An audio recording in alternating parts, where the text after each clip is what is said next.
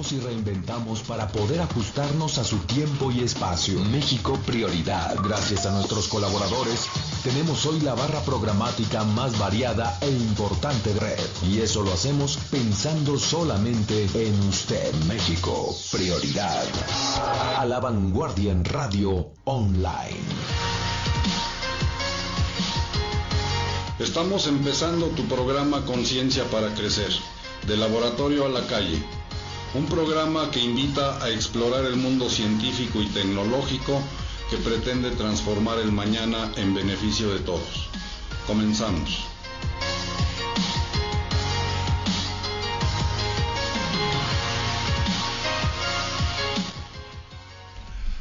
Muy buenas noches.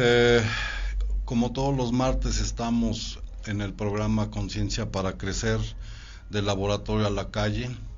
Este es el programa número 6 y hoy no puedo tener mejor invitado que Alejandro Martínez Cruz. Para más datos, mi hijo. Bienvenido, hijo. Muchísimas gracias por la invitación, papá. Hoy vamos a hablar de una ciencia no dura, de lo que le llaman las ciencias duras. Hoy vamos a hablar de una ciencia social que es muy importante. Hoy vamos a hablar de criminología. El maestro Alfonso Quirós Cuarón, que es el padre de la criminología en México, decía que la criminología es una ciencia sintética, causal explicativa, natural y cultural de las conductas antisociales. Consiste en la aplicación de la antropología diferencial al estudio de los factores criminógenos de origen biológico, fisiológico, psicológico y sociológico, y en la búsqueda de sus bases racionales en que apoyar la profilaxis del crimen y la regeneración del criminal, según otro estudioso de la materia, René Reinstein.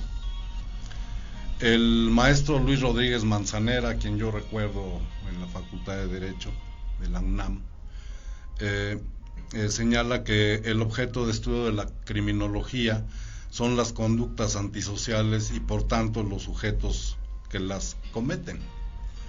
Bajo estas características y considerando que en nuestro país padece desde hace al menos 12 años índices crecientes de inseguridad, muy lamentable este índice, la criminología resulta hoy en día una disciplina de las ciencias sociales prioritarias. Este programa está enfocado básicamente hacia las ciencias duras, pero creo yo que no debemos excluir de ninguna manera a las ciencias sociales como disciplinas que mucho aportan al conocimiento del hombre y a contribuir a los problemas sociales. Mi hijo Alejandro prácticamente concluyó todos sus créditos en la licenciatura de criminología en el Colegio Libre de Estudios Universitarios hace algunos años y decidió reforzar sus conocimientos y ampliarlos, inscribiéndose también en la misma licenciatura ahora en la UAP, en la Universidad Autónoma de Puebla. Me da mucho gusto que hayas tomado esa decisión, Alejandro. Sí. Y pues bueno, vamos a empezar con las preguntas. La gente común y corriente piensa que un criminólogo es una especie de agente tipo CSI, como sí, la serie de televisión. Sí. Sin embargo, hemos discutido y creo que ahora lo hagamos acá, claro, en los micrófonos. ¿Cuál es la diferencia entre un criminalista y un criminólogo, Alejandro? Bueno, sé que se confunden los términos, pero más que nada la diferencia es: el criminalista es un perito que está basada su investigación en los hechos acontecidos en una escena delictuosa. El criminólogo puede interferir, pero nosotros vamos más allá. El criminalista no le interesa el porqué de las situaciones, no le interesa el por qué se cometió tal hecho delictuoso. Y al criminólogo sí. El criminólogo, si me quisiera referir a alguien, digamos en una serie de televisión, sería como los de Criminal Minds, okay. Justamente el hacer un perfil criminológico, el estudiar el por qué se utilizó un arma blanca o punzo cortante en lugar de un arma de fuego, por qué no se llevaron las cosas si es que es un robo, o por qué se las llevaron. Todas esas características que estoy mencionando son las que estudia la criminología, con ayuda obviamente de muchas otras ciencias sociales como es la psicología, antropología, sociología, biología, etcétera. Muy bien, sí, muy gráficamente para el público. A veces somos muy fanáticos de ver este conjunto de series policíacas, ¿no?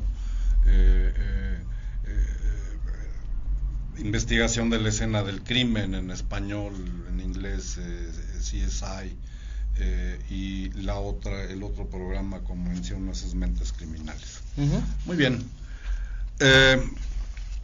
En el pasado, todavía cuando a mí me tocó estudiar la carrera de Derecho, la reina de las pruebas era la confesión, es decir, la prueba confesional era la reina de las pruebas.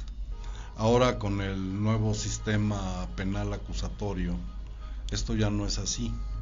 Y entonces en este sentido la investigación criminalística que llevan a cabo los criminólogos, Alejandro, es muy importante. Sí. Y esto significa que el campo de trabajo para los profesionales como tú es amplio. ¿Por qué no comentas un poquito en esto? Bueno, sí, hace muchísimos años, bueno, no muchos, hace pocos, antes de que se hiciera el nuevo sistema penal acusatorio, era la confesión. Lamentablemente se dieron muchísimos abusos por parte del sistema penal para conseguir estas confesiones.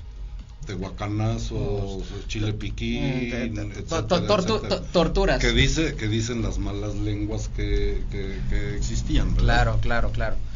A mí no me consta, pero okay. Se dice. Afortunadamente con el nuevo sistema penal, una de las cosas que se intenta mejorar es la velocidad con las cuales se lleva a juicio. Ya no son tan largos, había juicios que se llevaban 5, 10 años y ahora se llevan meses, tal vez un año, pero ya es una diferencia sustancial. Segundo, mencionas que nuestra investigación ahora es vital. Sí, claro que lo es. Afortunadamente, en otros estados de la República se le está dando la importancia a los criminólogos como deben de ser. Nosotros somos los perfectos, porque ya nos lo dijo Rodríguez Manzanera, para estudiar las conductas antisociales. Tenemos que recordar que las conductas antisociales son todas aquellas conductas que van en contra del bien común. Por ende, no todas las conductas antisociales están tipificadas. Claro. Ni todo lo tipificado es una conducta antisocial. Es decir, no todas las conductas antisociales son delitos tipificados en un código penal. Exactamente. O al revés. Exactamente. Pero qué mejor que nosotros para estudiar estos fenómenos. Lamentablemente, la inseguridad en el país ha incrementado.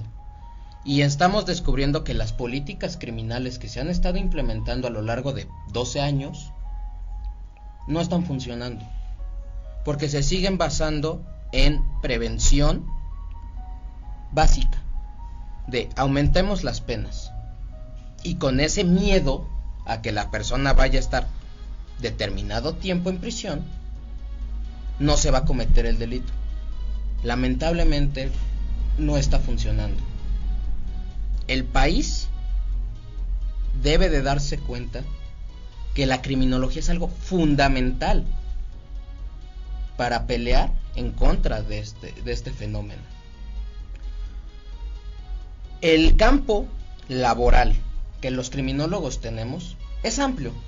Muchos de mis compañeros, incluyéndome, en un momento pensamos, pues solo podemos trabajar para fiscalía, podemos trabajar como policías, podemos trabajar como en algún bufete jurídico o en el sistema penitenciario, pero no abrimos más allá. Por ejemplo, lamentable lo que sucedió en la escuela de Monterrey hace unos años, el tiroteo que hubo. Sí, lo recuerdo. ¿Qué hubiera pasado si esa escuela hubiera tenido un criminólogo que pudiera estudiar a los estudiantes para saber, tal vez esta persona, este estudiante, está teniendo problemas, mejor tiene daño orgánico, consume drogas, yo no sé. Pero qué mejor que nosotros para poder idear un plan de prevención, porque esa es una de las finalidades de la criminología. La prevención. Eso pasa mucho ahora en las universidades de Estados Unidos, bueno, no solo universidades, colegios en general. Exactamente. Se están intentando implementar nuevos mecanismos. Por ejemplo, en muchas escuelas de Estados Unidos están implementando detectores de metal, las revisiones de mochilas aleatorias a lo largo de un mes, perros para olfatear drogas. ¿Por qué estamos esperando a que estos tiroteos en las escuelas, afortunadamente no se han dado, pero por qué esperar a que se empiecen a dar para empezar a hacer algo al respecto? Por ejemplo, hace unos meses, el robo hormiga que se dio en la Bimbo, los videos famosísimos en las redes sociales donde se robaban los gansitos que para la hija y todo.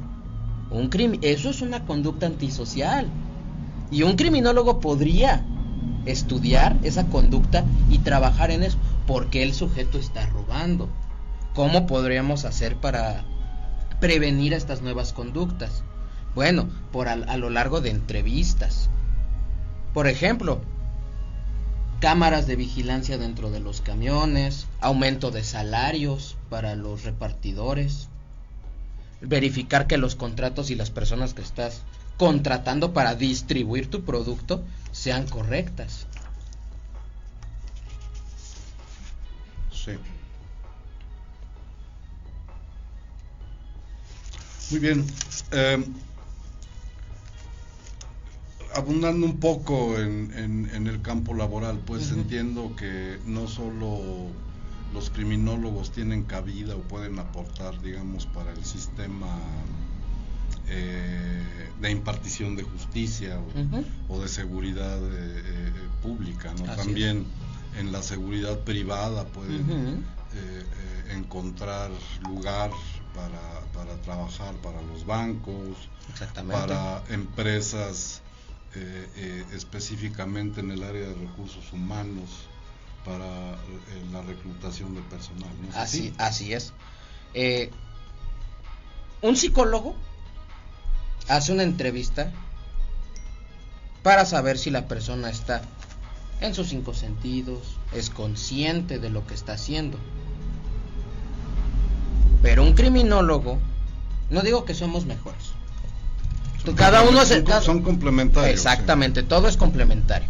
Pero una entrevista de un criminólogo es para verificar si no es esta persona capaz de cometer alguna conducta antisocial. Por ejemplo, en un banco, en un robo, ¿cómo va a actuar esta persona? ¿Cómo va a actuar esta otra? ¿Qué medidas de seguridad se pueden implementar? El horario, guardias de seguridad, los diferentes dispositivos, las cámaras de vigilancia, el no usar gorra, no usar lentes, apagar tu celular, que solo se puedan atender una persona a la vez en las casillas. Todo eso son medidas de seguridad que se pueden implementar dentro de los bancos. Y en seguridad privada, por ejemplo, se puede dar lo que son los traslados de personas, se les conocen como los VIPs. Traslados de personas, rutas, cámaras de vigilancia, cuántos vehículos se van a utilizar, de qué manera se van a distribuir, qué rutas se van a utilizar. Entonces, nuestro campo laboral es muy amplio, pero nosotros los criminólogos tenemos que hacernos dar a notar, porque lamentablemente la criminología en México está avanzando a pasos muy pequeños. muy pequeños. Dice el presidente del Consejo Nacional de Enseñanza e Investigación Psicológica, que además es director nacional de psicología en la Universidad del Valle de México. Okay. Dice algo, pues a mi parecer muy importante. Uh-huh. Voy a leer. Dice: la mayoría de los criminales ha sufrido violencia en su infancia o adolescencia. Okay. Los hombres y mujeres que han sufrido violencia son potencialmente criminales y esto se puede resolver. ¿Tú concuerdas con esta afirmación tan tajante? Claro, no lo veamos como 2 más 2 es igual a 4. Recordemos que cada persona es un mundo y cada cerebro es un mundo. Hay muchas personas que por más traumas que sufran, son buenas personas y nunca van a ser capaces de cometer una conducta antisocial. Eso se conoce como los criminorrepelentes, que es una nueva teoría que se está intentando implementar en Estados Unidos. ¿Qué es criminorrepelente? Son todos aquellos los factores que te alejan de cometer una conducta antisocial, de un crimen. Educación, valores, ganar buen dinero en tu trabajo, no andar a altas horas de la noche en estado alcohólico. Todas esas conductas que te alejan, eso es un criminorrepelente. Ahora, todos estos factores, estos son factores sociales, son externos. Eso se conoce como factores exógenos. Todo aquel que está fuera de ti, que te impulsa a cometer. Recordemos que no solo son esos factores, porque entonces estamos regresando a la criminología crítica. Si recordamos, la criminología crítica decía: pues los pobres son más propensos a robar porque no tienen dinero. Es algo muy tajante, pero sí tiene fundamentos lo que dice. Pero no es solamente esto. Es una cantidad de factores que te acercan a cometer esta conducta. Por ejemplo, aquí dice: violencia en su niñez. Sí, el niño crece en un lugar inseguro y repite las conductas. Sí, eso te acerca a cometer una conducta, pero no porque sufras de violencia en la niñez inmediatamente te vuelves un criminal. No te tienen por qué tachar tampoco como eso. Y menciona: ¿esto se puede resolver? Claro que se puede resolver. Si mejoramos la seguridad en el país, obviamente todas las conductas antisociales van a empezar a mejorar. Si se empieza a implementar educación, valores, nuevamente desde la familia, desde el núcleo familiar, esto se puede resolver. Claro, una vez que la persona haya cometido X conducta antisocial, también se puede rehabilitar, reinsertar a la sociedad. Claro que se puede, con una combinación de distintos tratamientos, ya sea a lo mejor médicos, psicológicos, a lo mejor psiquiátricos, a lo mejor que pueda conseguir un mejor trabajo, que lo ayuden a mudarse de una zona de alta peligrosidad, de un factor de riesgo tan alto en la sociedad. Por ejemplo, no es lo mismo vivir, no me vas a dejar mentir, papá, en Lomas de Chapultepec que en Iztapalapa. Claro.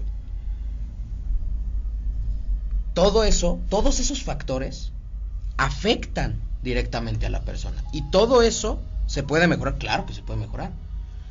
Pero esta afirmación de son potencialmente criminales, eso es verdad. Eso es verdad. Pero eso de que la mayoría de los criminales han sufrido un tipo de violencia, habría que hacer un estudio. Claro. Porque no es necesariamente así. Muy bien, vamos a regresar con temas muy sabrosos, ya verán. Vamos a hacer una pequeña pausa y regresamos. Estamos conversando con Alejandro Martínez Cruz sobre criminología.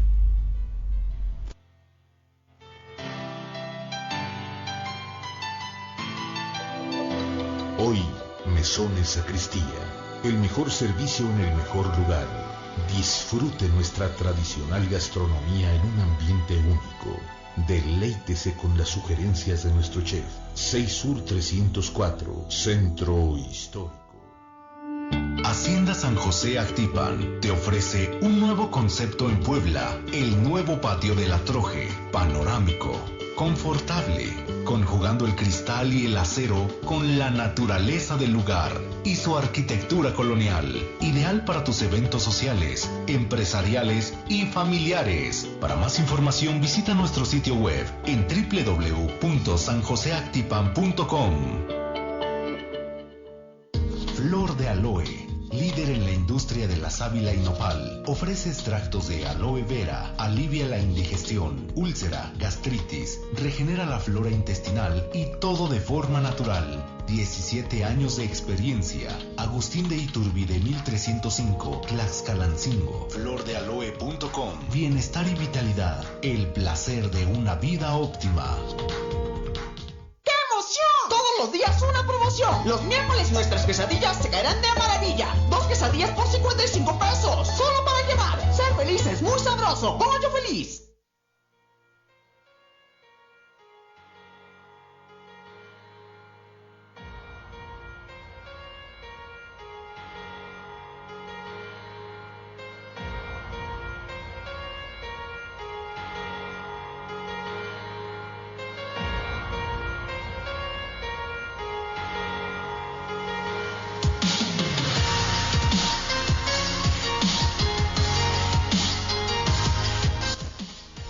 Estamos de regreso en su programa Conciencia para Crecer, del Laboratorio a la Calle. Estamos platicando de criminología con Alejandro Martínez. Hace algunos días el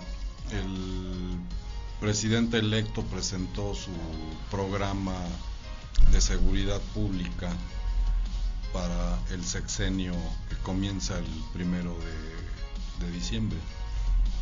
Desde su campaña, el licenciado López Obrador señaló en alguna de las entrevistas que yo por ahí le escuché, él decía que si algo le preocupaba llevar a cabo en su gobierno era el resolver el problema de la seguridad. Yo creo que efectivamente entre los muchos galimatías que tiene el gobierno que viene ya en un par de semanas es el de la seguridad. A veces también yo he escuchado ahí a gente criminal que le han entrevistado, que le han preguntado por qué delinque. Pues cínicamente dicen, pues porque se puede. ¿Qué quiere decir que se pueda? A mi manera de ver, tiene que ver con la impunidad.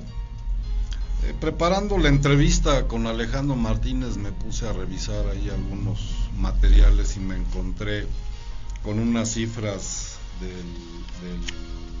del INEGI en alguno de sus estudios que se refiere a la seguridad.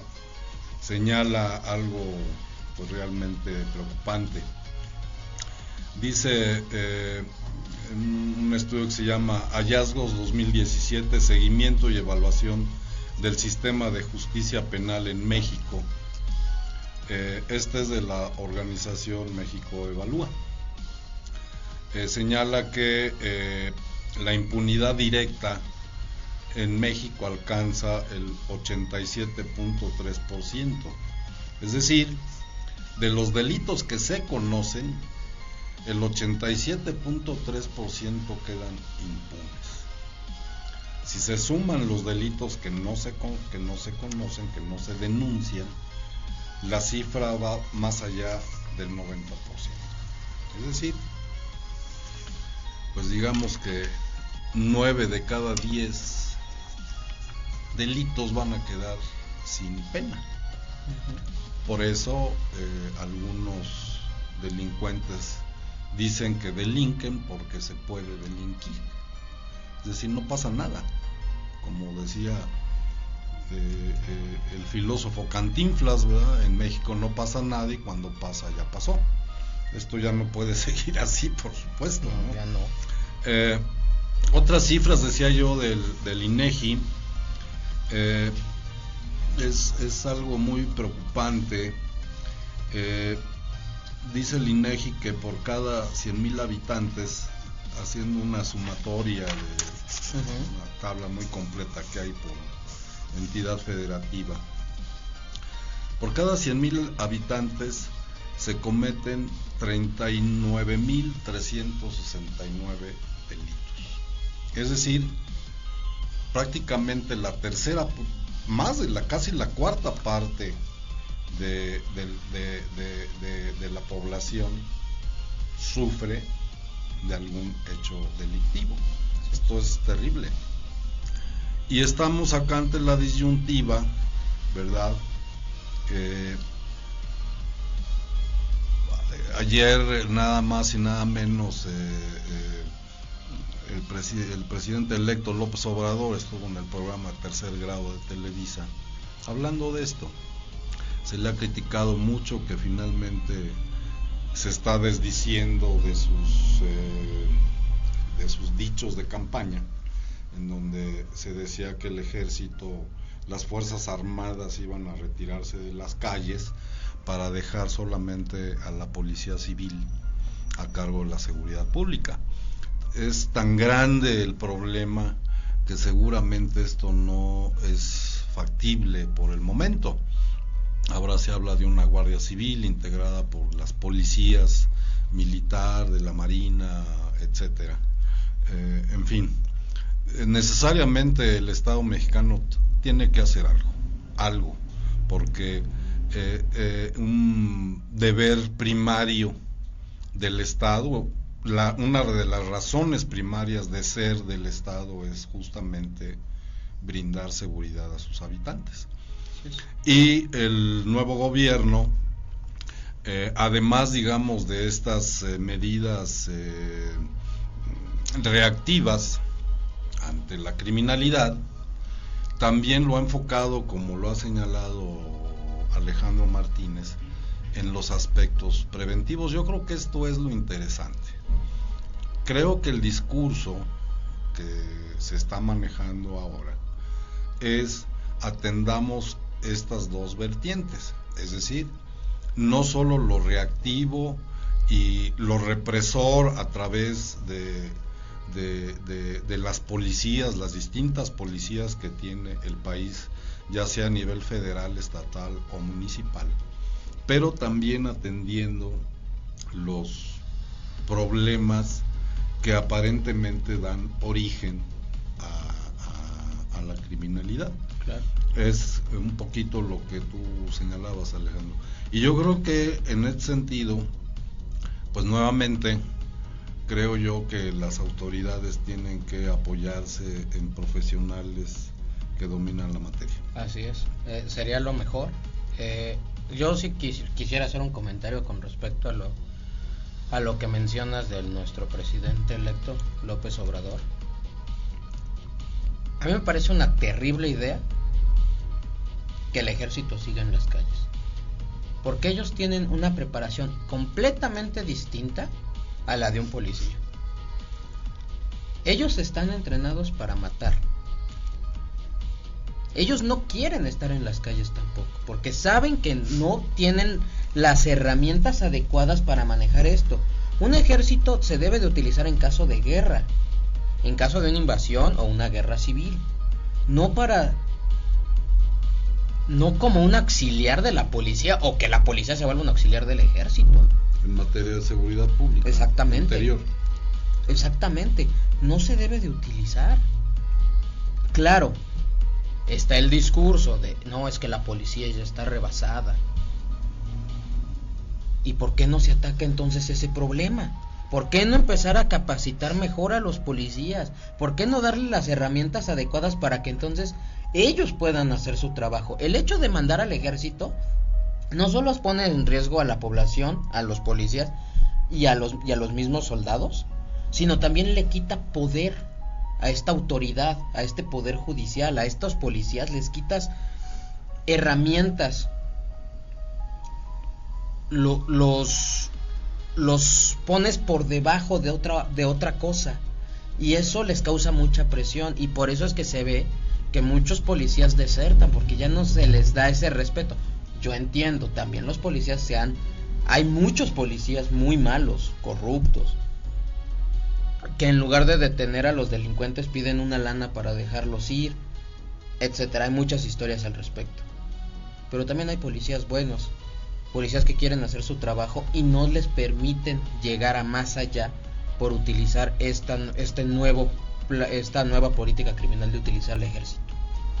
Sí, justamente varias organizaciones de la llamada sociedad civil apuntan lo que tú estás diciendo, que algo que no debe ser es perpetuar la presencia de las Fuerzas Armadas para labores que le corresponden, incluso de acuerdo a la Constitución, a las policías de orden civil. Sin embargo, bueno, yo no voy a defender la posición de López Obrador, él lo ha dicho reiteradamente. Ayer, insisto, lo abordó en el programa de Televisa y lo va a seguir abordando en estos días, porque creo yo que, insisto, es uno de los problemas más serios que tiene que resolver. Definitivamente la política instaurada desde Felipe Calderón y continuada por el presidente Enrique Peña Nieto no ha dado los resultados que se esperaban, muy por el contrario, el número de muertos cada vez ha sido mayor y algo hay que hacer. Sí, claro. No sé si finalmente esta fórmula, dice López Obrador, novedosa, que es la reactivación de la Guardia Civil, integrada por estas policías de élite de las Fuerzas Armadas más la Policía Federal, sea la solución. Yo espero que así lo sea, ¿verdad? Ojalá. Porque yo insisto que los índices de criminalidad hay que abatirlos de alguna manera, pero yo insisto en que hay que también remarcar lo que tú te referías hace un momento.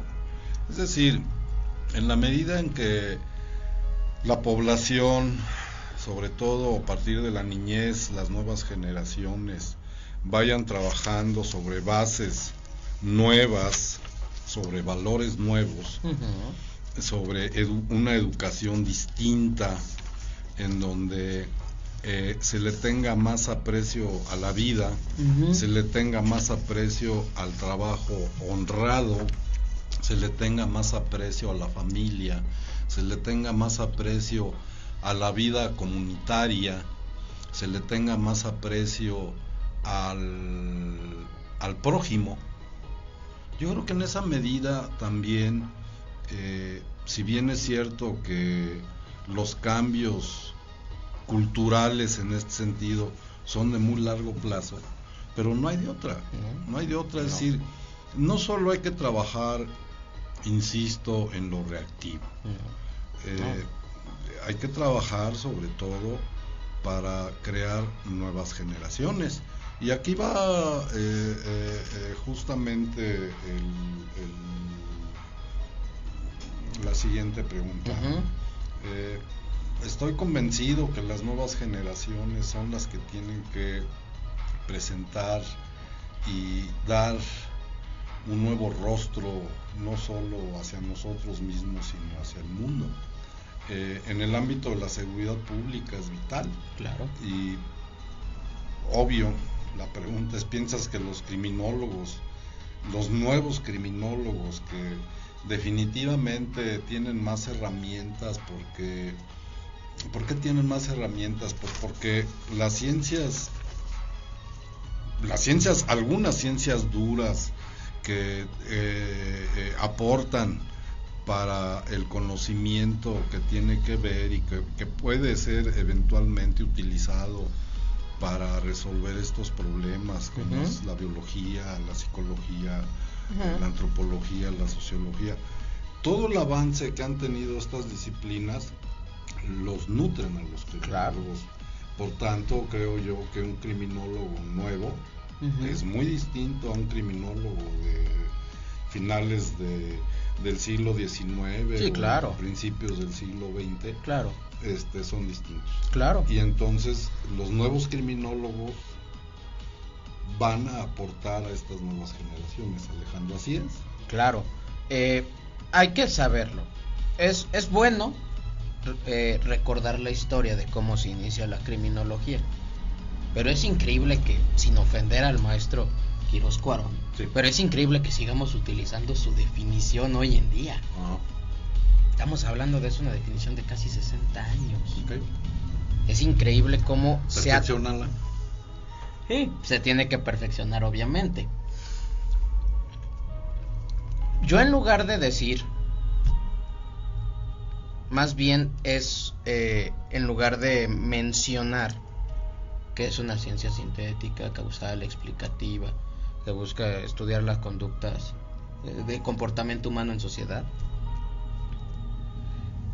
esta definición de criminología, a pesar de que es muy completa, yo lo que creo es que los investigadores criminólogos debemos de empezar a trabajar una criminología especialmente en México, porque lo que se ha intentado hacer es funcionó en Estados Unidos, funcionó en Alemania, funcionó en Holanda, en España, tráiganlas a México. Y nuestras sociedades y culturas son muy distintas. Hace unos 2 años, me parece, se intentó implementar un tipo de tolerancia cero en la Ciudad de México. Sí, con Marcelo Ebrard, un poco más. Y lo único que causó fue que hubiera una sobrepoblación en las cárceles. Fue cuando empezaron a salir los reportajes de que había 8 o 10 personas en una celda, que 2 dormían acostados y 8 parados, que el tratamiento era inhumano. Entonces, todo eso son repercusiones que se da por traer una política criminal que, como funciona en otro lado, la intentan implementar aquí. Y no funciona, porque nuestras sociedades son distintas. Nosotros sabemos que las familias mexicanas son muy unidas. La mayoría de las veces son familias grandes. En cambio, las familias estadounidenses normalmente son de 1 o 2 hijos, y a los 18 años los mandan a la universidad, y saliendo de la universidad ya es búscate un trabajo, y no se vuelven a ver hasta en las vacaciones. Todos estos conjuntos hacen que las sociedades sean distintas. Y regresamos a lo de los factores.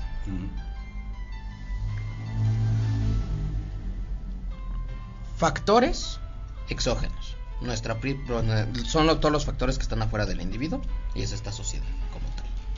Los factores endógenos son todos aquellos que están dentro del individuo, factores biológicos, etc. Y los criminorrepelentes. Todo esto es una combinación de factores que te impulsan a cometer la conducta antisocial. Pero, ¿qué es lo importante? Nosotros necesitamos de la biología, de la psicología, antropología, sociología, derecho penal, penología, estadísticas, en fin. Todas estas ciencias que nos apoyan para que nosotros podamos hacer un dictamen. Necesitamos nosotros estudiarlas. Y claro, si recordamos a los 3 grandes de la criminología positiva, que son Lombroso, Ferri y Garófalo. Lombroso era médico, Ferri era sociólogo, y Garófalo era jurista. Si lo vemos, esa combinación de 3 fue lo que dio origen a la criminología. Interesante, ¿no? Eso es de la escuela italiana, la escuela italiana positiva. Pero si lo traemos a la criminología moderna, lo que ellos 3 hicieron es lo que nosotros estamos aprendiendo. Desde distintos factores. Vemos sociología, antropología, medicina forense, derecho penal, penología, política criminal, etcétera. Toda esta combinación, que es muy interesante de ver desde distintos puntos de vista, porque afortunadamente tengo muy buenos profesores que son especialistas en su área, pero además han estudiado criminología.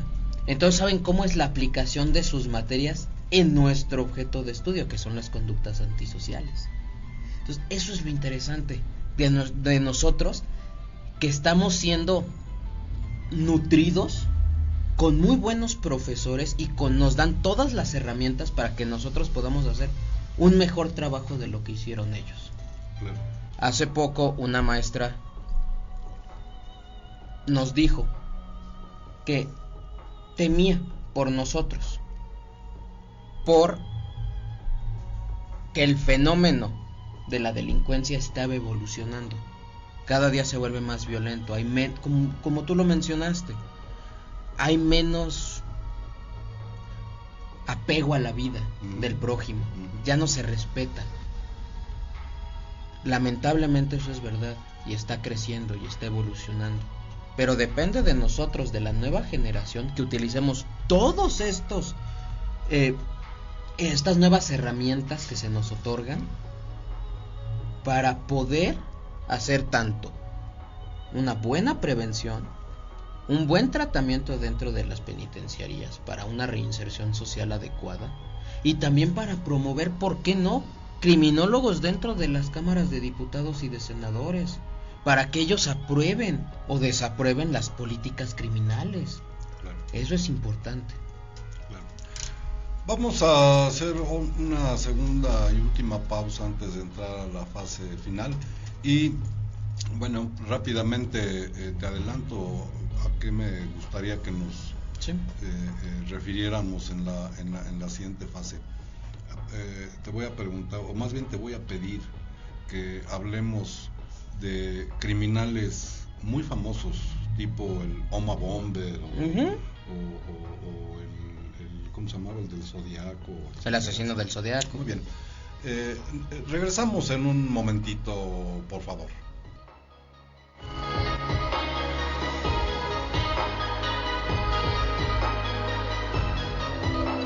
Hoy, Mesones Sacristía, el mejor servicio en el mejor lugar. Disfrute nuestra tradicional gastronomía en un ambiente único. Deleítese con las sugerencias de nuestro chef. 6 Sur 304, Centro Histórico. Hacienda San José Actipan te ofrece un nuevo concepto en Puebla, el nuevo patio de la Troje, panorámico, confortable, conjugando el cristal y el acero con la naturaleza del lugar y su arquitectura colonial, ideal para tus eventos sociales, empresariales y familiares. Para más información visita nuestro sitio web en www.sanjoseactipan.com. Flor de Aloe, líder en la industria de la sábila y nopal, ofrece extractos de aloe vera, alivia la indigestión, úlcera, gastritis, regenera la flora intestinal y todo de forma natural. 17 años de experiencia. Agustín de Iturbide 1305, Tlaxcalancingo. Flordealoe.com. Bienestar y vitalidad, el placer de una vida óptima. Todos los días una promoción. Los miércoles nuestras quesadillas se caerán de maravilla. 2 quesadillas por 55 pesos. Solo para llevar. Ser feliz es muy sabroso. Como yo feliz.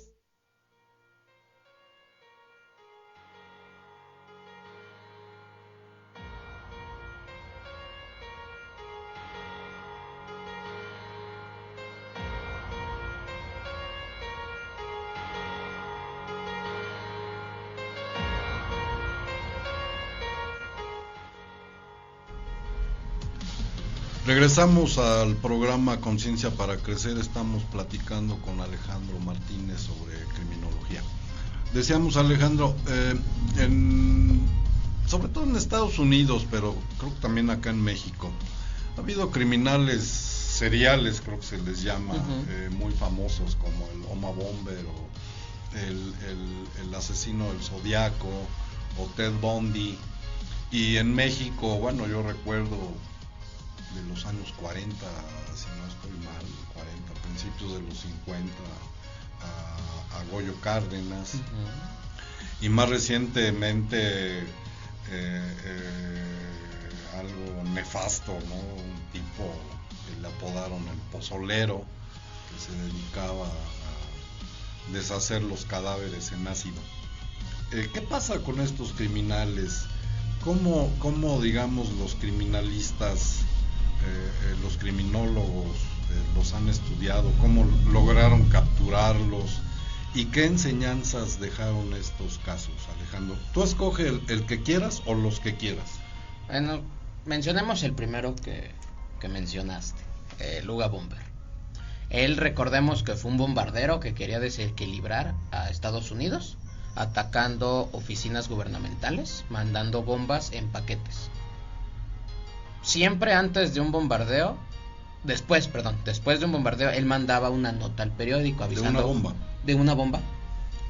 Él mandaba una nota al periódico explicando que había sido él, que nunca lo iban a poder atrapar, se burlaba del FBI, etc.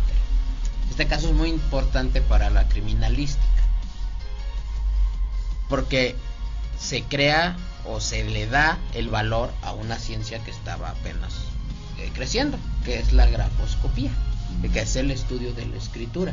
Okay. Se demostró por medio de este estudio, por el lenguaje que estaba utilizando, porque era una persona muy letrada, pero utilizaba ciertas palabras que eran de un cierto territorio de Estados Unidos. Un slang. Ajá. Entonces eso fue ese paso que se da. Gracias a este estudio se logra atrapar al Uga Bonga. Mencionando a el asesino del Zodíaco, él fue un asesino que nunca se pudo atrapar. Nunca lo atraparon. Se tenía a un sospechoso, pero él fue muy inteligente y se quemó las huellas dactilares con hidrógeno líquido. Entonces, cuando haces una quemadura de esas características, tu huella dactilar tarda alrededor de unos 10 a 15 años en volver a salir. Y su escritura, él era ambidiestro y podía escribir con la derecha y con la izquierda. Pero ¿qué es lo interesante? Él era tan listo que podía modificar su propia escritura con las dos manos. Ninguna de sus cartas era igual a la anterior. Lamentablemente nunca se pudo atrapar, pero esto le dio entrada a otro, que es el estudio de las firmas, que es la grafología, que es el estudio de las firmas, que dependiendo de las curvas que haya en tu firma, si el palo es alargado, qué símbolos tiene, es tu personalidad. Okay. Mencionando a un asesino serial muy famoso, que no mencionaste, pero creo que es muy importante para la criminología estudiarlo: la familia Manson, o más específico, Charles Manson. Claro. Una persona culta, letrada. Bueno, normalmente estos asesinos seriales tienen un alto coeficiente intelectual. Eso es lo interesante. Muchas teorías demuestran que un alto coeficiente intelectual, y esto lo hablaba también Lombroso. Él mencionaba que el paso entre un genio y un loco es de un solo paso. Eso es lo interesante. Sí. Hasta hay un dicho popular, claro. Entonces, Charles Manson, una persona culta, letrada, pero con un poder de convencimiento tan grande, lo que se conocería popularmente como una lengua de plata, convenció a todos para cometer estos actos tan atroces, porque él nunca se vio involucrado directamente, él fue siempre indirectamente, él fue la mente maestra a través, pero es muy interesante era el titiritero. Exactamente, es muy interesante estudiar estos casos, tanto para la criminalística por los avances que le dio, como para la criminología, para que se considerara ya como una ciencia, porque muchos siguen creyendo que somos auxiliares del derecho penal, que sin el derecho penal nosotros no existimos. No es cierto, ya lo mencionó el profesor Manzanera. Nosotros no estudiamos los delitos, nosotros estudiamos las conductas antisociales. Entonces, gracias al estudio de Charles Manson, se empezó a hacer estas que se conocen como perfilaciones. ¿Qué es una perfilación? El estudio tanto de sus características físicas, mentales y sociales, para poder determinar cuál es el factor de riesgo de esta persona. ¿Qué violencia se utiliza al cometer los delitos? No me dejarán mentir, no es lo mismo lo que antes era una ejecución de un cártel, que era un disparo en la cabeza, a las ejecuciones que se han dado ahorita, que son cosas atroces, espantosas, desollamientos, mutilaciones, cadáveres colgados desde un puente, decapitaciones, todo eso ha ido evolucionando, y es lo que mencionaba con que el fenómeno delictivo ha evolucionado, se ha vuelto más violento, más salvaje, exactamente. Parece que en lugar de evolucionar nosotros como humanidad estamos involucionando, estamos regresando a épocas barbáricas, a épocas que nosotros considerábamos ancestrales, digamos estilo la Santa Inquisición, castigos horribles para personas que causan repudio hacia esas conductas, hacia las personas. Y claro, esto trae los nuevos fenómenos como los linchamientos, el hartazgo del pueblo, sí, como ya mencionamos, por la impunidad, la corrupción. Sí.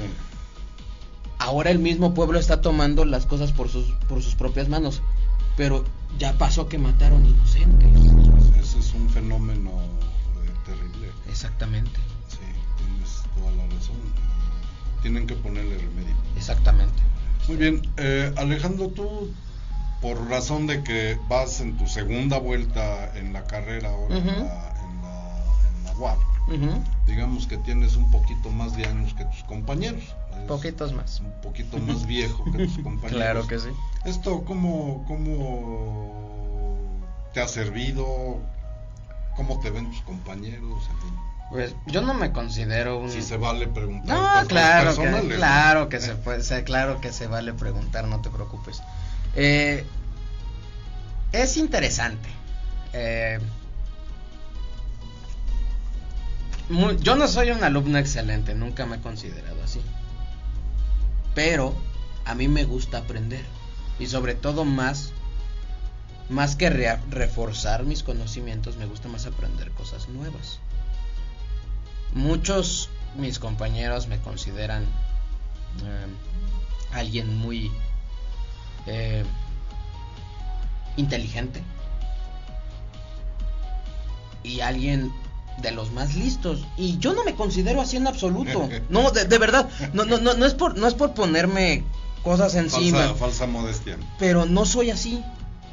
Yo lo único que he notado es que a mis compañeros les da pena preguntar, y yo ya pasé por esa época. A mí ya por más mensa que sea mi pregunta, que yo sé que no hay preguntas tontas, solo hay tontos que no preguntan, sí. Yo las hago, y aunque el profesor me diga, ¿por qué me preguntaste eso? No, pues por esto y por esto, tengo esta duda. O a veces muchos de mis compañeros se han dado cuenta que, yo tenía esa misma duda, y yo intento decir, ¿y por qué no preguntan? Pues no pasa nada. Claro. Con la convivencia con mis compañeros como tal, me llevo bien. Es divertido ver a esta nueva generación, conocida como los millennials, involucrarse en esto. Hay compañeros muy listos, muy listos, más listos que yo. Obviamente hay compañeras y compañeros muchísimo más aplicados que yo, que tienen ideas muy interesantes con respecto a la criminología, a su aplicación, a qué es lo que se quieren dedicar. Y es algo muy interesante ver esta sangre fresca, llamémosle, que están tan involucrados en esta carrera. No los veo como, pues no sé si quiero estudiar o no. No, yo sé que la gran mayoría, si no es que todos los que están en mi salón, van a terminar la carrera, y eso es algo muy padre de ver. Parece comercial de la UAP, pero no importa. ¿Cómo te has sentido en esta universidad, en esta institución grande? Sí. ¿Cómo has visto la vida universitaria en general? Pues fue un cambio de 180 grados a comparación del Colegio Libre de Estudios Universitarios a entrar a la UAP. Primero desde la preparación para poder entrar, hasta cuando ya me dieron mi horario, el hacer todos los trámites burocráticos para poder entrar. Y adentro, una vez ya que estaba dentro, me di cuenta que la gente fuera de la licenciatura son muy egoístas. Lamento decirlo, son muy egoístas. Yo en mi primer día, en la primera hora, yo me perdí. Entré por otra puerta que no había entrado y me perdí y pedí indicaciones. Las facultades están del lado izquierdo de la facultad, de la universidad. Bueno, dependiendo de dónde entres. Digamos que si estoy viendo el estadio, está del lado derecho. Okay. Está del lado derecho, aquí está Biblioteca Central. Aquí está el área deportiva. Yo estaba aquí en físico matemático. Estaba 2 facultades. Y alguien muy graciosito me dijo, le pregunté que dónde quedaba la facultad de Derecho. Y me quisieron mandar hasta Biblioteca Central. Después supe que es como la novatada que se hace. No me molesté. No me molesté porque no caminé hasta allá, obviamente, porque yo sabía que las facultades estaban acá. Pero lo he visto también con señoras grandes que están caminando, que se nota que trabajan, pero que empezaron apenas. Y preguntan y dicen, no sé. Y lo hacen como de una manera irrespetuosa. Y eso sí es una de las cosas que me han molestado. Pero de la institución como tal, realmente la institución apoya muchísimo a los estudiantes. Muchísimo. Desde becas para poder estudiar en el extranjero. Si no puedes... Tienen una buena biblioteca, ¿no? Una biblioteca de 4 pisos, afortunadamente. La Biblioteca Central, que de hecho va a estar abierta para todos los estudiantes a partir del 23 al 29. Va a estar abierta las 24 horas y se puede dormir ahí para poder estudiar para los exámenes. La biblioteca cuenta con zonas recreativas para los niños. Tiene una biblioteca infantil donde se pueden dejar a los niños como un tipo guardería para las mamás o los papás solteros o que están estudiando y que pueden dejar a sus niños ahí en cuidado. Se tiene, que es algo que yo agradecí mucho, una sección de cómics. Sí, yo sé que te gustan mucho los cómics. Pero además es una biblioteca muy completa. Pero no solo eso, en cada facultad hay una biblioteca para que no te tengas que mover hasta la Biblioteca Central en todo caso. Pues yo tú lo sabes, yo soy pro universidad pública, claro. Pro educación pública. Claro.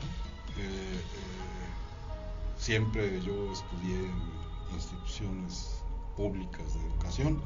Ahora estás tú en una de ellas y me alegra mucho. Y pues la siguiente pregunta es, ¿y qué vas a hacer después de que termines la universidad? ¿Quieres hacer algún posgrado? ¿Estás pensando en algún posgrado? Y si es así, ¿qué países te suenan interesantes eventualmente para realizar algún posgrado? Beca de por medio, aclaro. Claro. Lo he pensado. Sí lo he pensado. Y sí, la respuesta es sí me interesan posgrados. Me encantaría, por ejemplo, estudiar con el FBI en los Estados Unidos o en el MI6 en Inglaterra. Okay. Me gustaría estudiar el fenómeno delictivo de Holanda, por qué es tan bajo y por qué no evoluciona como en los países latinos. Eso es muy interesante. Eso es muy interesante porque si recordamos una noticia que salió hace unos 3 años, Holanda cerró 3 prisiones porque no tenían internos, no tenían reos y los hicieron bibliotecas. Entonces es interesante. Si me fuera por el área de la criminología, ya mencioné esos 2. Si fuera, digamos... Entiendo que Argentina tiene una escuela también importante, o ese es más para criminalística. Sí, es más para... Ahora, con lo de los 43, pues vino un grupo de expertos de Argentina. Así es, expertos peritos en criminalística. Ellos demostraron que los 43... Pues en criminalística. Eso es en criminalística. Okay. En España también hay, entiendo, algo interesante, ¿no? Uh-huh. En España, tanto como podemos ver, pues Italia, España y Francia, pues están básicamente pegados en Europa, más o menos es un continente muy grande. Y España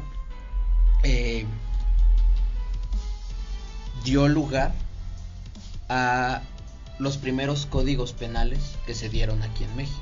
Entonces sería interesante ver la historia de cómo se crearon estos códigos penales en España.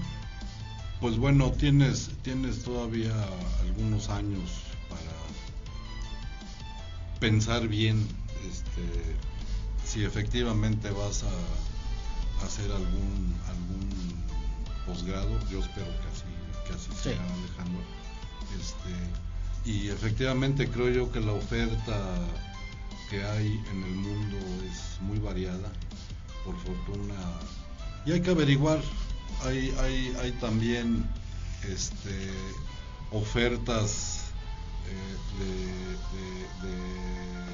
de instituciones que promueven la preparación a nivel de posgrado. Entiendo que, por ejemplo, en el CONACYT le van a agregar la H, que quiere decir humanidades. Vamos a ver qué pasa. Ojalá. Ojalá. Bueno, creo que es momento de despedirnos. Muchas gracias, hijo, por acompañarme en este día. Estuvo interesante. Claro. Y ya va a haber muchas veces que me vas a acompañar aquí. Claro que programa. Sí, cuando gustes. Les agradecemos mucho su atención y los esperamos el próximo martes en su programa Conciencia para Crecer, de Laboratorio a la Calle. Muchas gracias. Buenas noches.